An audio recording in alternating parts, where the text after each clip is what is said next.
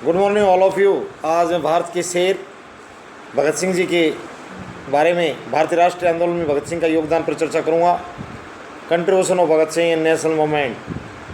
भारत के स्वतंत्रता के इतिहास में जिन अमर शहीदों के खून से लिखा गया है, जिन देशभक्तों के बलिदान ने सामान्य व्यक्ति को सर्वाधिक प्रभावित किया है, उन्होंने अपनी रणनीति साम्राज्यवादियों को लोहे के चने चबवाए। जिन्होंने दास्ता की बेड़ियों को काटकर स्वतंत्रता मार्ग प्रशस्त किया था, जिन पर देश को आज भी गर्व है, उनमें सबसे युवा स्वतंत्रता सेनानी यदि कोई भी है तो कोई और नहीं, वो भगत सिंह था। उसके साथियों राजगुरु था सुखदेव को जब फांसी के लिए ले जाया जा रहा था तो जेल वार्डन ने भगत सिंह के कान में फुसफुसा कहा था, वाहे गुरु को याद करो।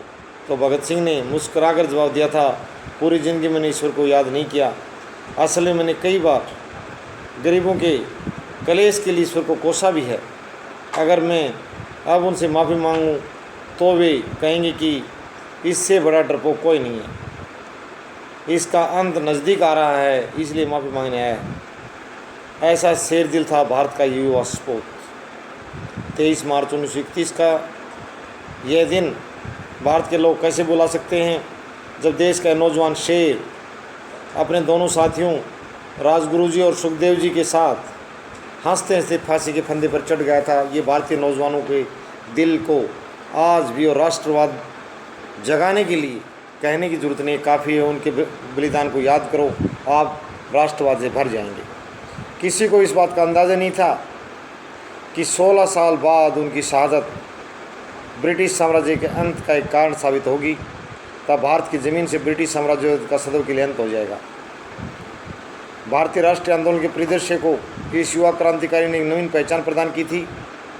भारतीय राष्ट्रीय आंदोलन भगत सिंह जी के योगदान को हम निम्न शीर्षकों में अध्ययन करेंगे। स्वतंत्रता प्राप्ति का लक्ष्य निर्धारित करना, fixation the goal of freedom. Bhagat Singh ने स्वतंत्रता प्राप्ति के लिए सारा जीवन संघर्ष किया। उनके जीवन में उन्होंने कभी साधनों की चिंता नहीं की। उन्होंने सभी साधनों का समर्थन किया जो स्वतंत्रता प्राप्ति में सहायक हो सकते थे। उन्होंने नौजवान भारत सभा का गठन किया। केवल स्वतंत्रता प्राप्ति के लिए युवकों को प्रेरित करने के लिए उन युवकों का आह्वान किया। वे स्वतंत्रता के लिए तन मन धन न्यौछावर करने को तत्पर रहे। उनका विचार था, कांग्रेस की नीतियों से देश को स्वतंत्रता प्राप्त हो जाए, परंतु इसके लिए लंबे संघर्ष की आवश्यकता होगी। परंतु उनका मत था, भारत इतनी लंबी अवधि की प्रतीक्षा नहीं कर सकता। भारत को शीघ्र स्वतंत्रता प्राप्ति के पश्चात देश की प्रगति हो सकेगी। वे जीवन पर्यंत स्वतंत्रता प्राप्ति के लिए संघर्ष करते रहे।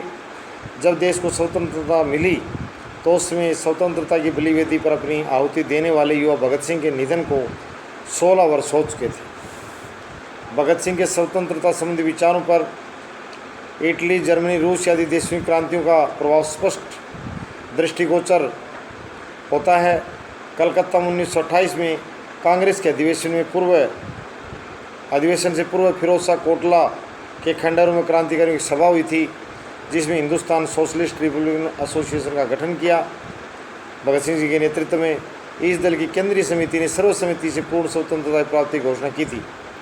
जब कलकत्ता अधिवेशन में पंडित जवाहरलाल नेहरू तथा सुभाष ने पूर्ण स्वतंत्रता प्रस्ताव पेश किया तो गांधी जी के विरोध के कारण ये प्रस्ताव पास नहीं हो सका। गांधी जो था, महात्मा गांधी श्रीमान जी ने पूर्ण स्वतंत्रता समर्थन उस टाइम नहीं किया। वो कुछ नरमवादी थे, इतने शासकीय निर्णय लेने का जोखिम अभी वो नहीं उठाना चाहते थे। परंतु 1929 में लाहौर अधिवेशन में कांग्रेस ने पूर्ण स्वराज्य प्राप्ति का प्रस्ताव पास किया। इसके साथ साथ ये भी निर्णय किया गया, जब तक पूर्ण स्वराज्य का लक्ष्य प्राप्त नहीं होता तब तक 26 जनवरी का दिन स्वतंत्रता दिवस के रूप में मनाया जाएगा। भगत सिंह जी ने साम्राज्यवाद का विरोध किया। भगत सिंह ब्रिटिश साम्राज्यवाद के कट्टर विरोधी थे। अंग्रेज भारत के साथ व्यापार करने आए थे। इस उद्देश्य की पूर्ति लिए उन्होंने ईस्ट इंडिया कंपनी की स्थापना की। परंतु भारत की उस समय की सामाजिकता राजनीतिक स्थिति का अनुचित लाभ उठाकर ही वे यहाँ के शासक बन गए। शासक बनने पश्चात उन्होंने तीव्र गति से भारत का आर्थिक शोषण प्रारंभ किया। अंग्रेज अधिकारियों को मोटी रकमें वेतन के रूप में दी जाती थी। ब्रिटिश सेना खर्चा भारतीय कोष से दिया जाता था और भारत का कच्चा माल सस्ते दामों पर खरीदा जाता था, तो इंग्लैंड कारखानों से निर्मित माल महंगे दामों पर बेचा जाता। इस आर्थिक शोषण के कारण सोने चिड़िया वाला देश, धन धान्य से भरा पूरा देश भिखारियों पंक्ति में खड़ा हो गया। युवा स्वतंत्रता सेनानी भगत सिंह का दृढ़ विश्वास था भारत की इस आर्थिक दुर्दशा का मूल कारण ब्रिटिश साम्राज्यवाद। भगत सिंह किसी भी कीमत पर किसी भी साधन से भारत से साम्राज्यवादी शासन को समाप्त करना चाहते थे। भगत सिंह के लिए सोवियत रूस की क्रांतिकारियों द्वारा अपनाए गए साधनों को भगत सिंह जी ये भी चाहते थे कि जो रूस में जो क्रांति जो जिन साधनों से की गई है वो साधन हम भी अपनाएंगे, परंतु सोवियत क्रांतिकारी साधनों को उचित मानते हुए भी भगत सिंह अपने साधनों द्वारा साम्राज्यवाद का पूरी तरह अंत करना चाहते थे। साम्राज्यवाद के अंत के पश्चात ही भारत के कामगारों तो साधन रहित व्यक्तियों को अपने अधिकार प्राप्त हो सकेंगे, तत्साथ उनके न्याय भी हो सकेगा। वे अपने जीवन खुशियों प्राप्त कर सकेंगे, उन्हें न्याय प्राप्त हो सकेगा तो अपने जीवन खुशियों वो खुशी तभी मिलेगी जब उनको जीवन जीने का साधन मिलेगा। उन्हें न्याय प्राप्त हो तो उन्हें सभी खुशियाँ प्राप्त हो जिन्हें ब्रिटिश साम्राज्यवाद ने उनसे छीन लाए। भगत सिंह का ये भी कहना था कि अत्याचारों की भी इंतहा है, वे चाहे कितने अत्याचार कर लें, एक दिन उन्हें सब कुछ छोड़कर जाना पड़ेगा।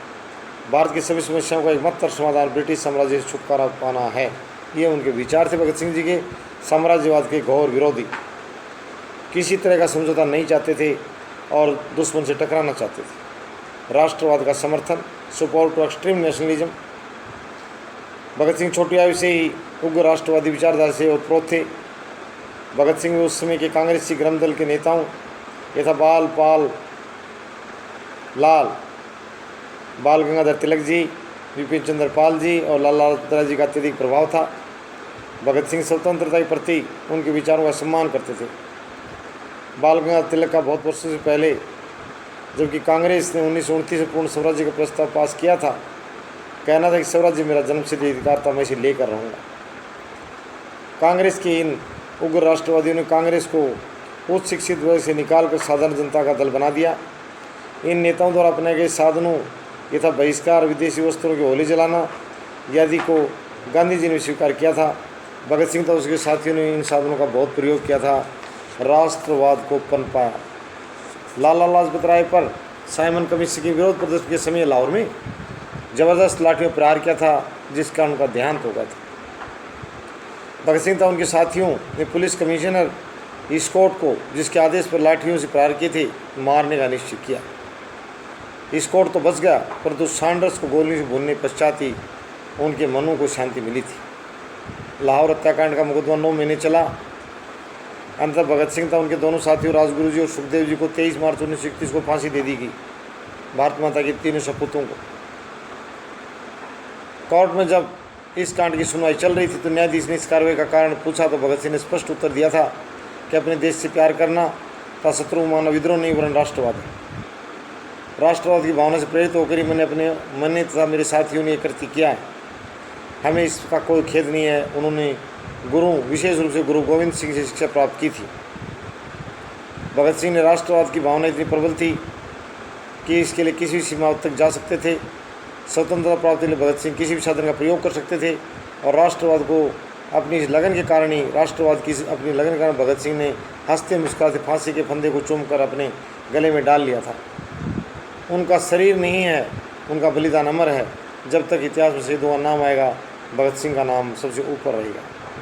राजनीतिक अधिकार की बात भी की उन्होंने युवा शक्ति में विश्वास भी जताया, जन कल्याण में बल दिया और contribution in the reforms of untouchability. एक उस समय भारत में बहुत ही घिनौनी सामाजिक बीमारी थी, छुआछूत की। मानव के बीच में गंदी सोच के चलते साथ खाना नहीं, पीना नहीं, अपने आप का अपना नाम इस तरह से निकालने नहीं बातें, उसको बहुत घोर विरोध किया और धर्मनिरपेक्षता विश्वास करते थे। Faith in secularism Bhagat Singh ji की गाढ़ी आस्था थी। और आज की युवाओं से मैं कहता हूँ इन बातों से ऊपर उठे, जाति और धर्म की संकीर्ण मानसिकताओं से। आर्थिक सुधार के प्रबल हिमायती थे। वो चाहते थे कि कमेरे वर्ग को काम मिले, आर्थिक विषमता दूर हो।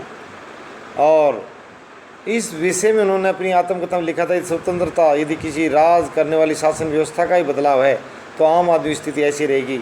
ये बात भी आज हमें सोच लेनी चाहिए। 75 साल के बाद उनको श्रद्धांजलि देते हुए, उनको नमन करते हुए, सलाम करते हुए कि क्या आर्थिक विषमता घटी है और राज करने वाली शासन व्यवस्था ही बदली है या आम आदमी की स्थिति बदली है।